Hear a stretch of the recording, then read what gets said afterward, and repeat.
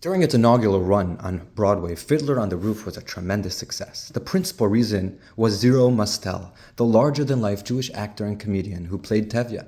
Throughout his prolific and accomplished career, Mostel won multiple Tonys and was nominated many times for various awards. However, when Mostel was a child, he was a very weak student, so much so that he was given the nickname Zero. The message he received from everyone around him, from his teachers, from his friends, was that he would amount to zero, to nothing. Contrast this with British singer and actor Frankie Vaughan. Born Frank Abelson, he took the stage name Vaughan because of his grandmother. In her thick Russian accent, she would always tell him, "You are my number one grandson." Two nicknames with two backstories demonstrating the importance of how we look at ourselves. There's an oddity in the Torah's recounting of the flood. It was only when the torrential downpour started that Noach entered the ark. Why did Noach wait so long? The commentaries explain Noach was mikatne emunah. He lacked faith. He needed to see the flood. He needed to feel the rain on his face before uprooting everything he knew and escaping to the safety of the ark.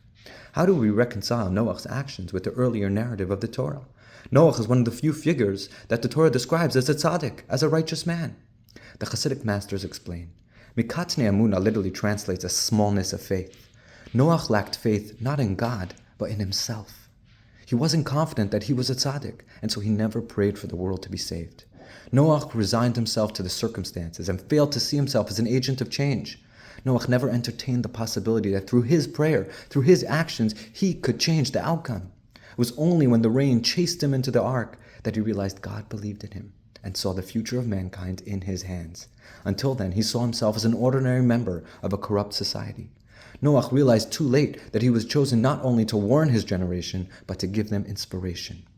In other words, hand in hand with our faith in God is our belief in ourselves. Rabbi Tzvi Hirsch Weinreb moved with his family to Maryland to pursue a career in psychology. At one point, he was going through a difficult time and decided to call the Rebbe for guidance.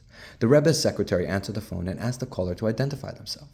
Not wanting to disclose his name due to the sensitive nature of his inquiry, Rabbi Weinreb replied simply, "A Jew from Maryland."